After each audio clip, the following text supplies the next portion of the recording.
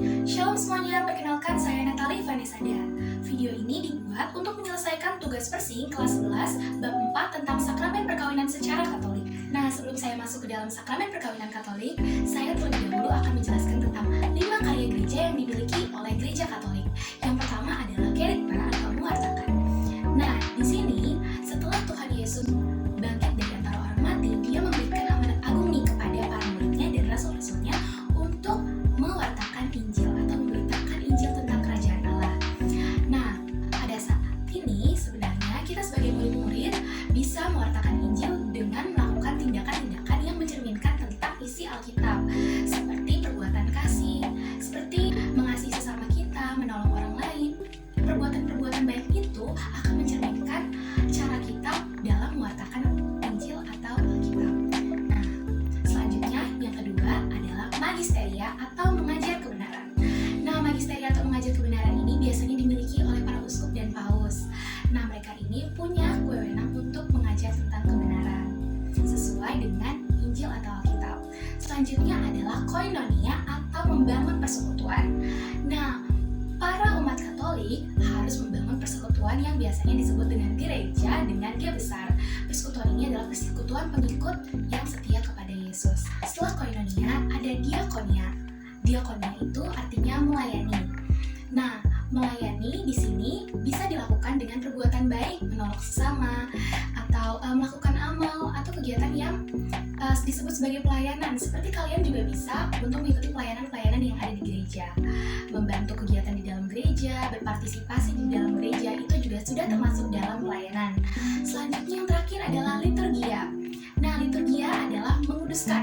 Menguduskan ini hanya bisa dilakukan oleh para romo, uskup, dan paus karena mereka sudah ditahbiskan, dan juga mereka ini bisa untuk menguduskan dan juga memimpin liturgi atau seperti menguduskan pernikahan. Nah, itulah 5 karya gereja. Selanjutnya saya akan menjelaskan tentang pengertian dari sakramen perkawinan. Nah, sakramen perkawinan Katolik adalah salah satu dari 7 sakramen yang dimiliki oleh gereja Katolik. Nah, sakramen ini digunakan untuk mengkonsekrasikan perempuan maupun laki-laki menjadi suami istri di hadapan Tuhan untuk menjalankan suatu misi khusus demi pembangunan gereja. Nah, selanjutnya adalah untuk melakukan perkawinan secara Katolik, kita harus memenuhi 2 syarat. Yang pertama adalah kedua mempelai sudah dibaptis secara Katolik nih. Nah, biasanya gereja juga mengeluarkan aturan di mana mempelai sudah melakukan sakramen komuni dan juga sakramen krisma untuk melakukan sakramen perkawinan. Selanjutnya adalah berdasarkan cinta kasih. Nah, kan gereja Katolik itu nggak boleh berdasarkan paksaan. Masing-masing mempelai harus bersedia dan berdasarkan cinta dalam menikah. Nah, setelah mengetahui syarat-syaratnya, saya akan menjelaskan tentang sifat dari pernikahan gereja Katolik. Yang pertama itu terbuka dengan adanya keturunan. Nah, pernikahan gereja Katolik ini adalah keluarga berencana yang sudah mengetahui kalau mereka ini menikah untuk mempunyai keturunan juga. Nah, selanjutnya yang kedua adalah monogami. Di dalam gereja Katolik, kita hanya bisa menikah sekali seumur hidup. Karena di dalam surat baptis kita itu biasanya sudah ada tertera kita itu menikah dengan siapa, tanggal berapa. Jadi, mau kalian itu menikah dimanapun di seluruh gereja Katolik di dunia ini, kalau kalian itu sudah pernah menikah, kalian tidak akan bisa meminta izin untuk menikah lagi kecuali pasangan kalian sudah meninggal dunia. Karena sifatnya itu yang tak terceraikan atau hanya bisa diceraikan oleh Tuhan sendiri, yang berarti sampai maut memisahkan. Nah, setelah kita mengetahui syarat dan juga sifat dari perkawinan Katolik, apa sih isi dari perjanjian perkawinan Katolik? Yang pertama adalah saya mengambil engkau sebagai suami atau istri. Nah, di sini kalimat ini menyatakan bahwa kita secara sah atau di hadapan Tuhan sudah mengambil calon mempelai kita sebagai pasangan hidup kita. Nah, yang kedua, saya berjanji untuk saling memiliki dan menjaga sekarang sampai selama-lamanya. Nah, ini sesuai banget dengan sifat yang ketiga itu, yaitu tidak terceraikan. Jadi, sampai maut memisahkan, mereka akan terus bersama, memiliki dan menjaga. Nah, yang ketiga, pada waktu susah maupun senang, pada waktu kelimpahan maupun kekurangan, dan pada waktu sehat dan sakit. Nah, pernikahan Katolik ini sesuai dengan janjinya, harus sesuai.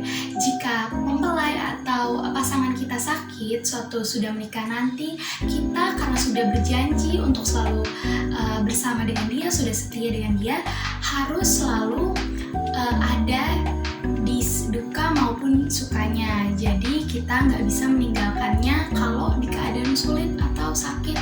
Yang keempat adalah menghargai dan mengasihi sampai maut memisahkan kita. Nah, sesuai banget kan sama sifat yang tak terceraikan. Sampai maut memisahkan, kalian harus selalu menghargai dan mengasihi. Selanjutnya adalah yang kelima, sesuai janji Allah yang kudus, inilah janji setiaku. Jadi, setelah kita menyebut janji-janji kita tadi, kita menyatakan janji itu kepada Allah. Nah, untuk mengesahkannya di hadapan Allah. Jadi kita sudah berjanji di hadapan Allah. Gak bisa kan kalau misalkan sudah berjanji di hadapan Allah, masa diingkari? Di hadapan Tuhan, imam, orang tua, saudara, para saksi, dan semua orang yang hadir, saya, Tobias Justin, memilih engkau, Francisca Fortunata, untuk menjadi istri saya. Saya berjanji akan setia kepada engkau dan saya akan mengabdikan diri kepadamu dalam keadaan susah maupun senang, dalam berkelimpahan maupun kekurangan, pada waktu sehat maupun sakit. Saya berjanji akan saling mengasihi, menghargai, dan menghormati engkau selama-lamanya sesuai dengan hukum Allah yang kudus. Dan inilah janji setiaku yang tulus. Saya berjanji akan menjadi ayah yang baik untuk anak-anak kita yang akan dianugerahkan Allah kepada kita. Di hadapan Tuhan, imam, orang tua, saudara, para saksi, dan semua yang hadir di sini, saya, Francisca Fortunata, memilih engkau, Tobias Justin, menjadi suami saya. Saya berjanji akan setia kepadamu dan mengabdikan diri kepadamu dalam waktu susah maupun senang, dalam waktu kelimpahan maupun kekurangan, dalam waktu sehat maupun sakit. Saya berjanji akan mengasihi, menghargai, menghormati engkau selamanya sesuai dengan hukum Allah yang kudus. Dan inilah janji setiaku yang tulus. Saya berjanji akan menjadi lebih baik bagi anak-anak yang akan dianugerahkan Allah kepada kita.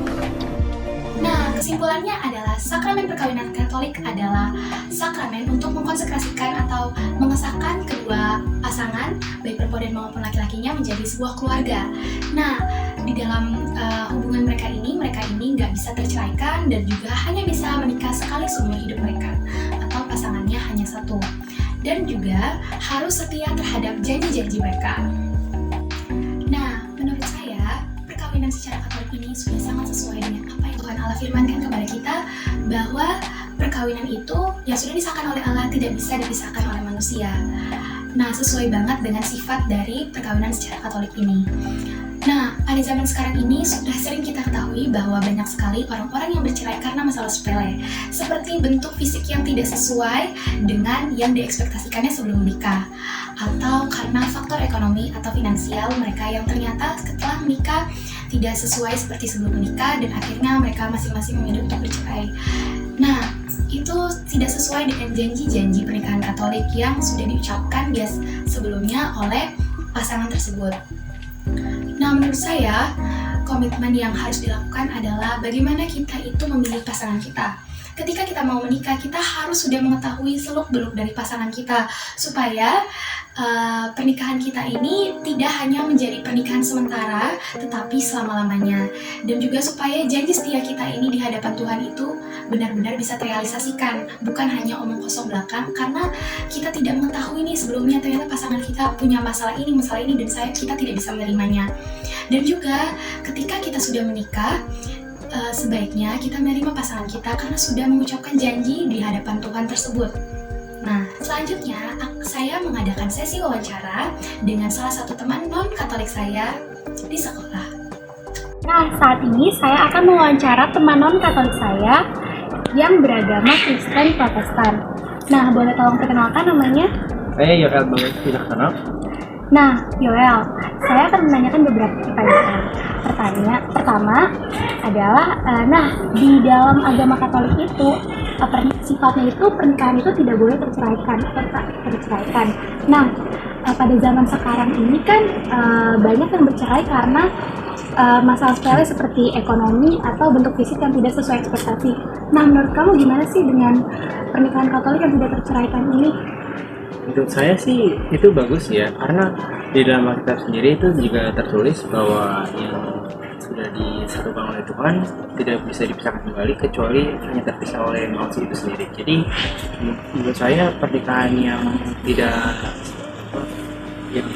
kita bisa ini cuma satu gitu, cuma sangat Selanjutnya nih ya, kan pernikahan Katolik itu juga bersifat monogami atau nggak bisa punya pasangan lebih dari satu. Nah, menurut kamu gimana sih dengan pasangan yang cukup satu aja gitu? menurut saya sih itu sangat bagus ya, mengingat kayak manusia itu nggak pernah puas sama apa yang dia miliki ya. Menurut saya ya itu bagus sih, itu juga mengajarkan kita supaya kita itu harus puas dengan apa yang kita miliki. Kayak walaupun cuma satu ya udah kita harus syukur aja, jangan kita malah mencari yang lain terus nambah lagi. Gitu.